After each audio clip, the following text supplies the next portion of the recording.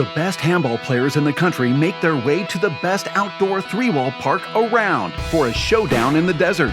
The WPH Outdoor Three-Wall Clark Park is the venue as Killian Carroll, Sean Lenning, Luis Cordova, Shorty Ruiz, David Fink, Leo Canales, Dylan Hernandez, and more battle for the title of the WPH Icebreaker Challenge champion. The men's and women's players battle each other and the Arizona sun. We're going to find out who can take the heat and who can come out on top. The World Players of Handball outdoor action starts right now.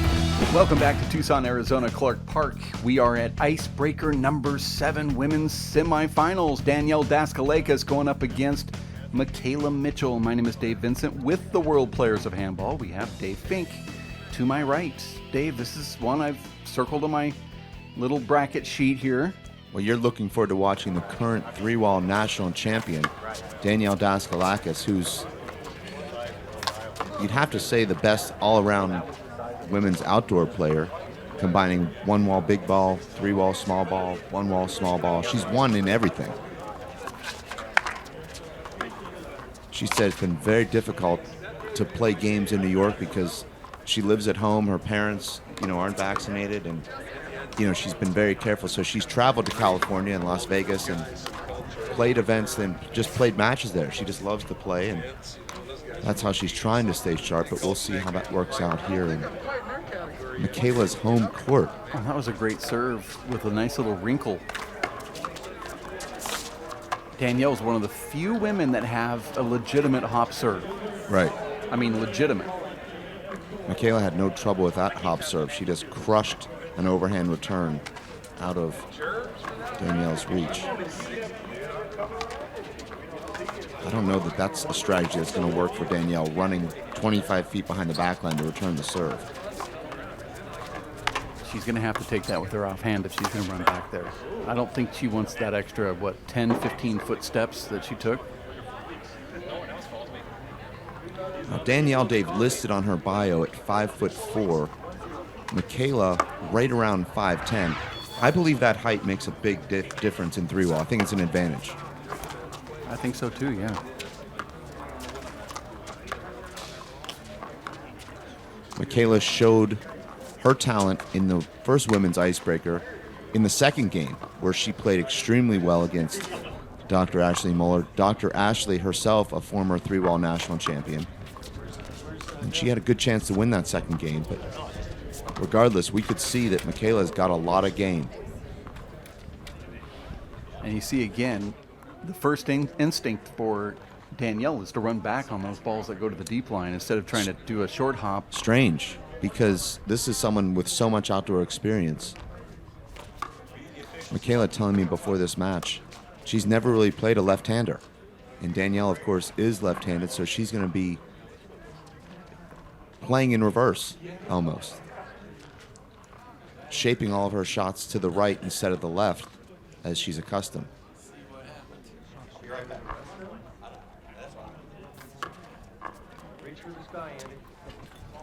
Is this an advantage here for Mikaila, Dave, who has seen Danielle play so many times, live and on video, and Danielle has never seen Mikaila? I don't know if there's an advantage or disadvantage. I think when you're outside and you're trying to get used to these courts, it takes everything that you've learned previously and kind of fills it out. I mean, you're just so insecure about these courts. There's that hop serve you're talking about, Dave. Look at that amazing first strike handball here. That's the inside-out left-hand kill after a big serve. That was off the wrist. And that's another first strike kill. That goes down as a kill. I know you're giving me the side eye, thinking that should have been an unforced error, but generous scorekeepers here at Clark Park, Dave.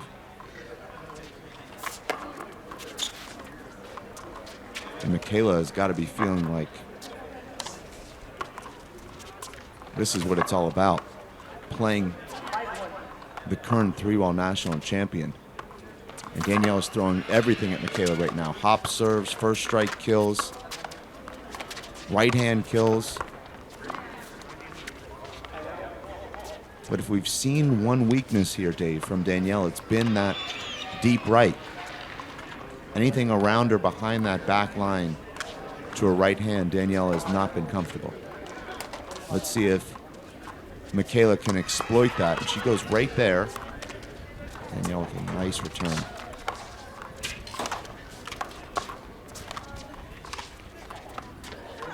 And Danielle defends two of Mikaila's best shots, high or right.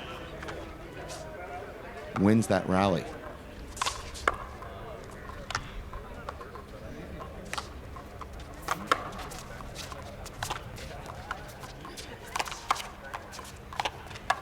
Nice power there from Mikaila. A lot of power.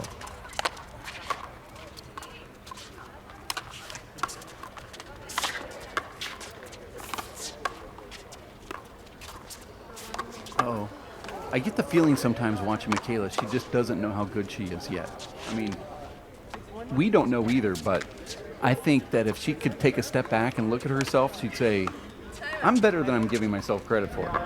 She just needs to have a little bit more confidence because I think she's got the tools and certainly the power.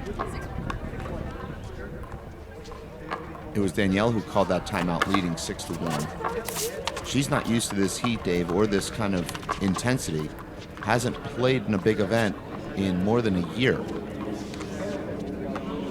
Mikaila has an advantage in that sense because she played in the women's Icebreaker just a few weeks ago.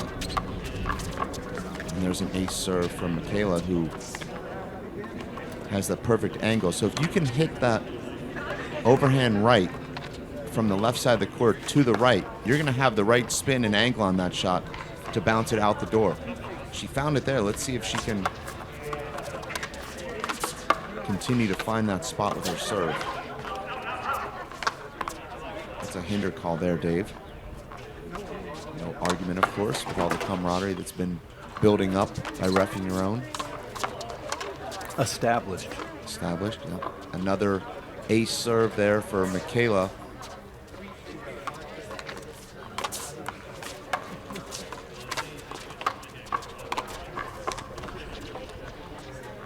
This is an awkward looking left here, but just dies in front of Danielle there for the 4th point.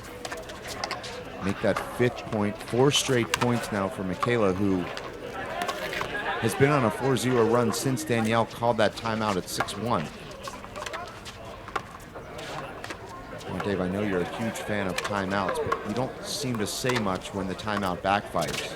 You're pretty quiet in those instances.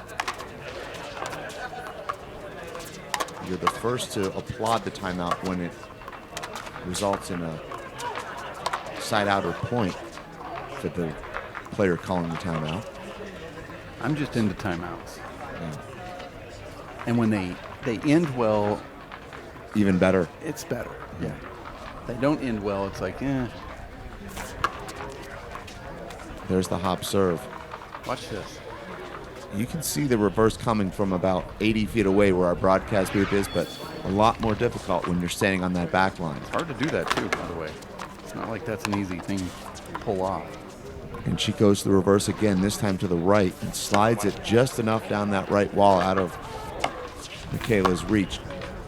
Stops the scoring streak of Mikaila and now leads 8-5.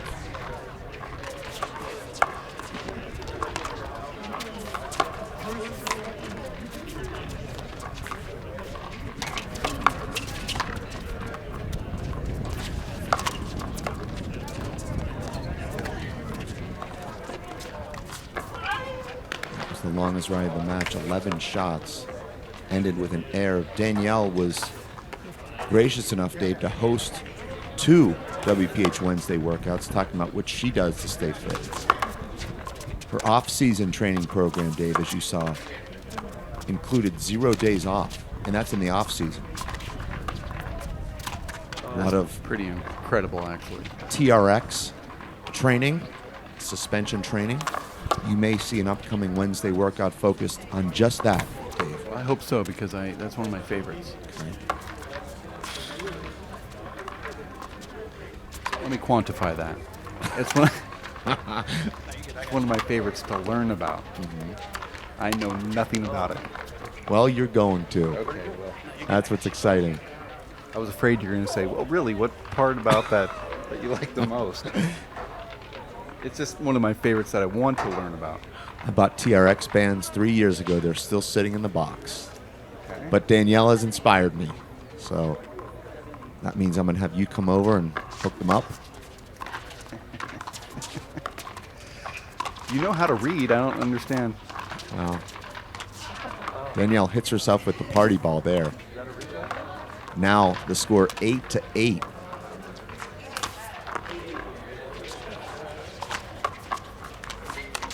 Now Mikaila takes her first lead at 9-8. We're going to 15 here, Dave. All 3 games to 15, win by 2. Third game only if necessary, of course. Although these ladies are so fit, they may want to play 3 games. I don't know. Even if they don't have to. Right. Danielle gets the side out after relinquishing the lead there.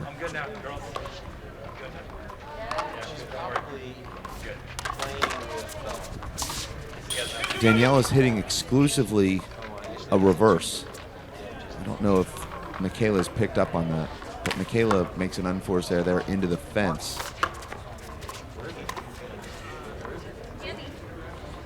And another ace serve off a reverse.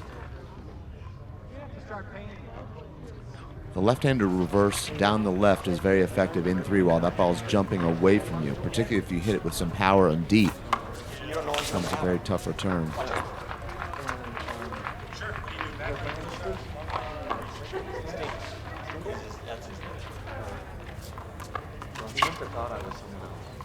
Wow. This is a serving clinic now from Danielle. Remember, trailed 9-8.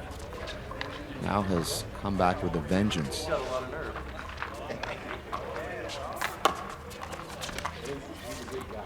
Another ace. 3 of her last 4 serves have been ace serves. All of them reverses. Danielle Daskalakis now with 12 points. Mikaila Mitchell at 9. We're going to 15. And there's that barbecue area here with Scott Cleveland and the con man, Jim Bernaghi. They do such an incredible job. They're a big part of the vibe out here, Dave. We're at Clark Park at Randolph Center in Tucson, Arizona. It hasn't officially changed the name yet to Clark Park. I don't see it showing up on maps and stationery anywhere, but it will. We've officially renamed it. Dave, I know that you submitted paperwork for that. Well, I type in Clark Park on Google because I always forget the address, and it does come up. Oh, okay. So perhaps that paperwork went through. Is that replay? A lot of aces here in this first game. Mikaila hitting that perfect shot over there. That serve may not be as flashy as Danielle's power reverses, but I can tell you it's even more effective. There's our donation wall. Those that have stepped forward with either professional service or cash donations to help build Clark Park that we were talking about.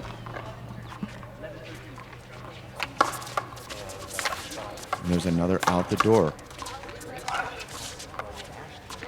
And she's hitting that serve with her right hand moving out to her right. That puts the spin on the ball, Dave. Which makes it hop from the front wall toward the right side. Right. She's basically pronating. That's creating extra speed and that spin as the ball's moving through her hand and creating that side spin. Well, this is a nice little comeback here. 13 all. Another little pop. She's just snapping her wrist, too. So you got somebody like Danielle trying to step in and take that ball. Game point. And she gets it. So is that the serve right there that Mikaila has found that is going to maybe get her through this match?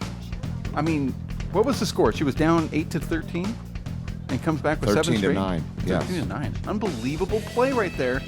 And this is why I say you don't give up on some of these matches, some of these games that you're playing, because you can locate a serve. Right. Like Mikaila did. I think if Mikaila, if we were going to 21, you would have seen that same serve just continue on. Well, she's continuing here to start the second game. We saw a lot of lead changes in that first game. Danielle led 6-1, Mikaila led 9-8, Danielle led 13-9, and then Mikaila won 15-13. Danielle starts this game with a left-hand air. Wow, overhand spike. Not sure if that was completely on purpose, but it was kind of a defensive offensive shot from Mikaila.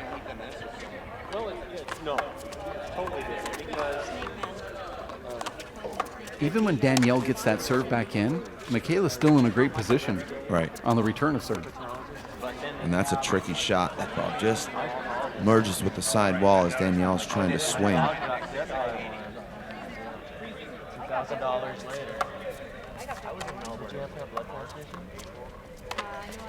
So if you're trying to emulate that serve that Mikaila's hitting, you're going to swing from your left to right, extending up. Your arm is going to go to the right and then straighten out. Do you let the ball feather? Does it feather out of your hand a little bit as you slice over it? It's just a natural thing to happen. Right. Okay. You're sort of grazing the ball. I gotcha. You're not paddling it, but you wouldn't do that on a serve anyway. Mikaila comes in here, game number 2, already leading 3-0. Danielle's made some changes to get this ball back, but Mikaila's still winning the rally, so it's not all the serve. Mikaila's doing stuff that is giving fits to Danielle here.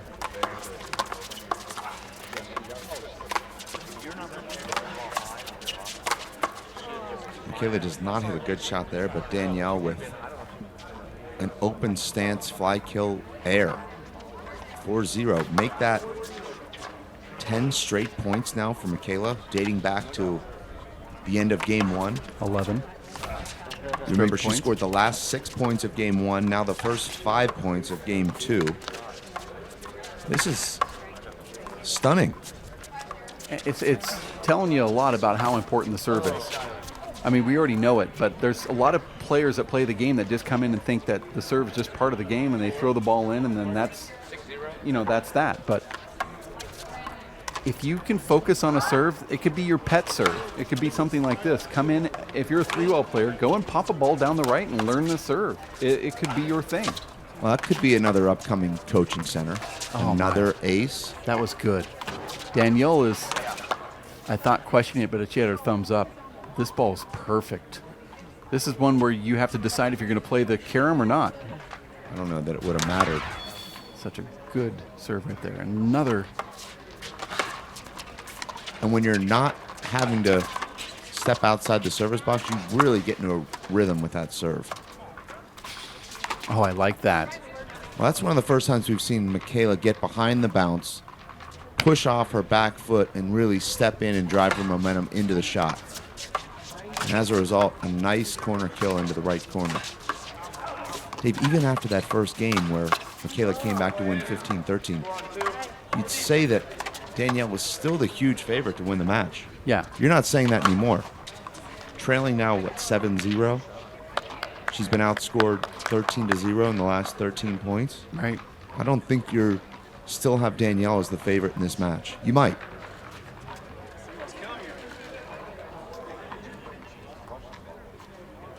Out.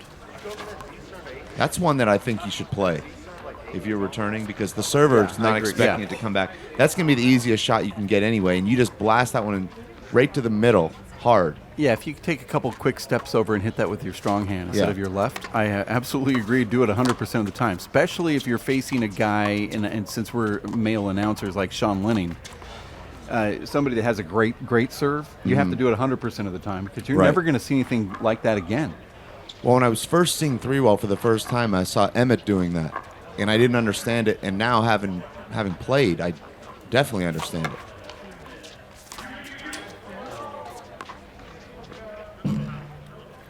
I would say that I do it 100% of the time now. It doesn't matter who I'm playing. It just catches them off guard. No one ever thinks that you're going to do it to begin with. I do it in 4-wall too.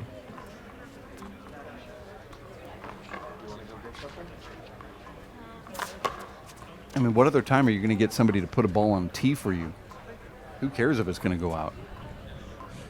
After all this tee talk, Danielle has finally gotten herself off the schneid and scored a couple of points. I don't want to interrupt tea time, though. Well, this is a good rally here. And now you see Danielle playing the way that we've grown to know and love. 3 straight points here for Daskalakis. Game number 2. She had a big lead in game 1 and lost it. Looks like she's got a lot more confidence right now. And there's that stiletto San Antonio spoiler right to front. You had me at San Antonio.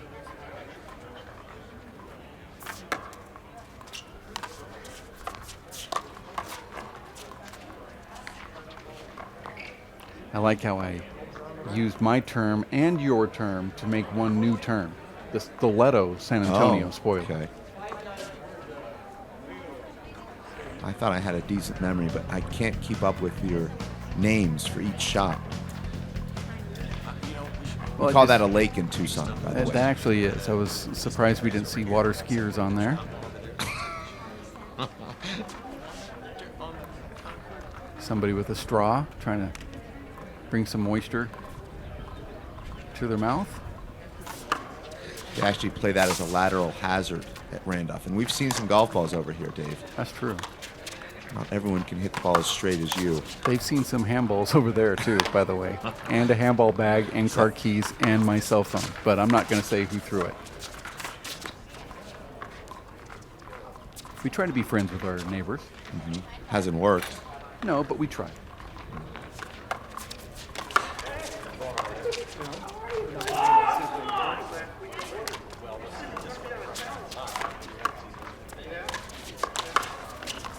Wow, that's power right there if she makes that. She does get it. She might win this rally, in fact. Nope.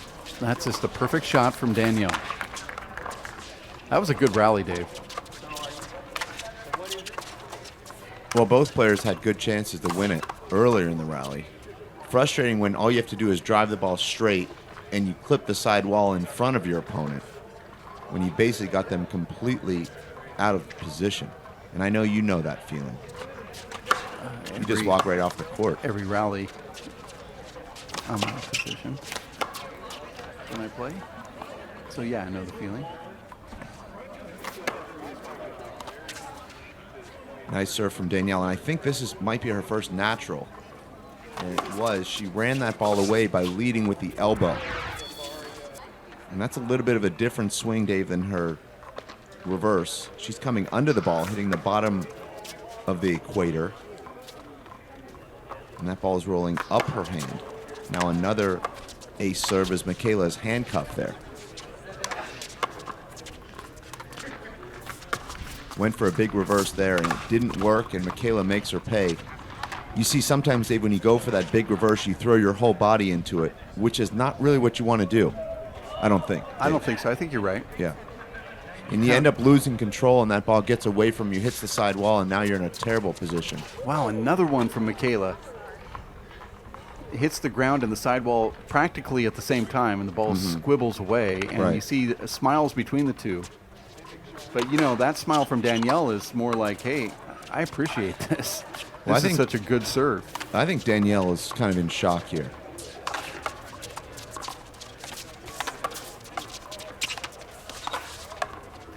And Dave, we talked about it during a timeout. Have we ever seen in any sport a player who's never been ranked, never really played in a pro event, taking down the current national champion? No. World champion? I mean, any don't. sport, not just handball.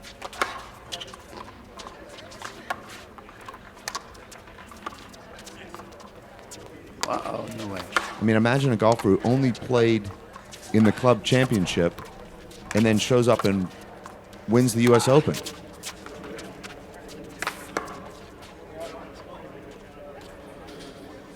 I can see maybe somebody in like UFC going up against a, but they wouldn't have the opportunity to fight for the first time in a title fight. Well, So- maybe if they were a boxer and it was some sort of mixed cross promotion. Maybe. But now we're kind of splitting hairs. I mean, I'm saying I could see it possibly happening because that just takes a sucker punch. Okay. But since we have no examples of that happening, I don't think it ever has, and therefore this is probably more relevant, although Danielle is coming back now. Right. 8-11, we're going to 15. It's not over. The odds are starting to shift here as Danielle is heating up, literally and figuratively. Now 9-11.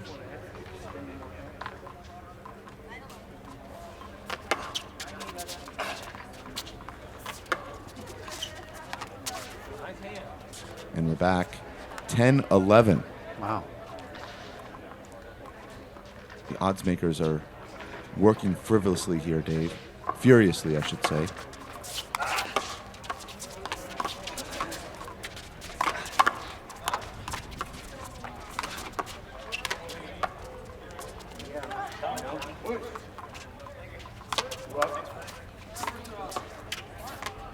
Dave, you're watching this match, but I'm watching Mikaila's fiance, Sam Esser's reaction to every shot. He's kind of a Phil Jackson type of supporter, Dave. He keeps calm. He doesn't offer much advice. He discourages timeouts. Smart. Always has zenful things to say. Mm-hmm. Spiritually enlightening. Mikaila saying that Sam Esser is the best player she's ever been on the court with. He flat rolls everything every time she plays him. Wow. And I agree with that, by the way. She's not wrong. And there's another missed opportunity for Daskalakis. Mitchell now is just 2 points away from making her first final. Well, 2 points away from one of the biggest upsets in history. Make that 1 point. One more ace.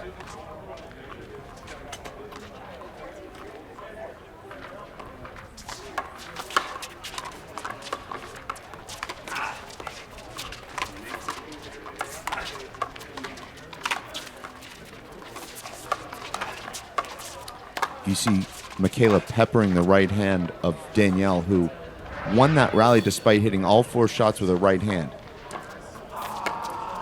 That's not easy to do, Dave. But a quick side out. Danielle unable to capitalize on that side out. Gives it right back. Unbelievable. Here it is, second match point for Mikaila Mitchell, and she goes with that serve. Danielle takes it with her left hand. Mikaila push off the court. Look at all that power from Mikaila. She goes for the corner kill, gets it, and advances to the finals. First one for her as Mikaila Mitchell takes down Danielle Daskalakis. Here's the replay. She just touches that side wall. Unbelievable. And that's Mikaila's bread and butter shot in the rally, that front wall, sidewall kill. She used it to perfection. To stun. Mitchell, she does it, Dave. She moves on to the final. 15-13, 15-10. Here at Clark Park, it's the Icebreaker Challenge. We'll have more coming up. For Dave Fink, I'm Dave Vincent. Thanks for tuning in.